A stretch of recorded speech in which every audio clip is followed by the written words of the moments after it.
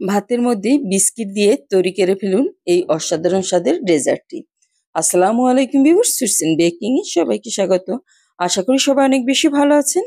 আমরাও আলহামদুলিল্লাহ। আজকে আমি তৈরি করব ভাতের মধ্যে বিস্কিট দিয়ে একটা ডেজার্ট। যার জন্য আমি নিয়ে নিয়েছি ১ কাপ পরিমাণে চিনি গুঁড়া চাল। এটাকে আমি ভালোভাবে ধুয়ে পরিষ্কার করে নিয়েছি। চুলায় একটা প্যান বসিয়ে তাতে দিয়ে দিলাম। এখন এতে সিদ্ধ হওয়ার জন্য আমি দিয়ে দিব ৩ কাপ পরিমাণে পানি আমি এখানে ইউজ করেছি। আপনারা আপনাদের চালের পরিমাণ অনুযায়ী পানিটা ইউজ করবেন।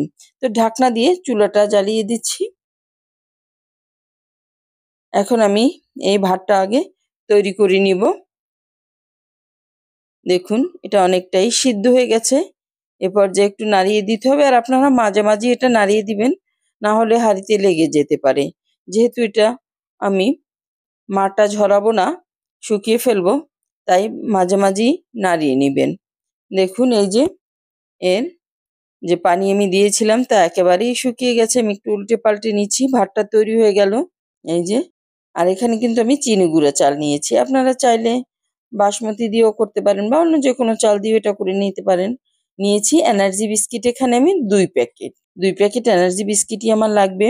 এখন এখানে আমি কনডেন্স মিল্ক দিয়ে দিচ্ছি ৩ ভাগের ২ ভাগ, ১ কৌটার।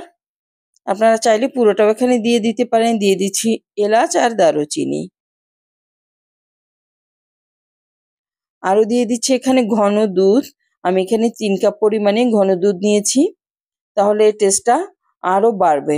এখন সবকিছু আমি সুন্দরভাবে মিক্স করে নিচ্ছি। ভালোভাবে মিক্স করে নিবেন, আর বারবার হাঁড়িতে কিন্তু নাড়া দিতে হবে, না হলে হাঁড়ির নিচে লেগে যাবে। তখন এর পোড়া স্বাদ এই ডেজার্টের টেস্টটা একদম নষ্ট করে ফেলবে। আর এ পর্যায়ে আমি দিয়ে দিচ্ছি কিছুটা কাঠবাদাম কুচি। এরকম ছড়িয়ে দিয়ে আমি আবারও মিক্স করে নিব। আর দিয়ে দিচ্ছি স্বাদ মতো লবণ। মিষ্টি জিনিসে একটু লবণ দিলে এর টেস্টটা কিন্তু বাড়ে। দিয়ে দিচ্ছি ১/২ কাপ পরিমাণে চিনি। আপনারা যদি চিনিটা একটু বেশি খান তাহলে নিজেদের টেস্ট অনুযায়ী দিয়ে নিবেন। আমার কাছে এটাই পারফেক্ট ছিল। আমি ভালোভাবে নাড়িয়ে চাড়িয়ে এটা আবারও রান্না করে নিচ্ছি। এই যে দেখুন, আগে থেকে কিন্তু এটা অনেকটাই ঘন হয়ে আসছে, আমি আরও ঘন করব। এখন আমি দিয়ে দিচ্ছি ১ চিমটি পরিমাণে স্যাফরন। এটা যদি আপনাদের কাছে না থাকে তাহলে স্কিপ করতে পারেন। এতে হবে কি, এর ঘ্রাণটা সুন্দর করবে আর হালকা একটা ইয়েলো কালার চলে আসবে। এই যে দেখুন, আমি ভালোভাবে নাড়িয়ে নিচ্ছি যাতে হাঁড়ির নিচে লেগে না যায়। এর ঘনত্বটাও দেখিয়ে দিচ্ছি। এটা ঠান্ডা হয়ে গেলে আরও একটু ঘন হবে। দেখুন এ পর্যায়ে আমি কিন্তু বিস্কিটগুলি দিয়ে দিচ্ছি। এই যে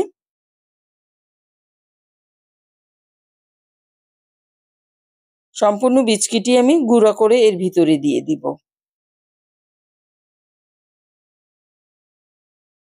এখন নাড়িয়ে চাড়িয়ে ভালোভাবে মিক্স করে নিচ্ছি।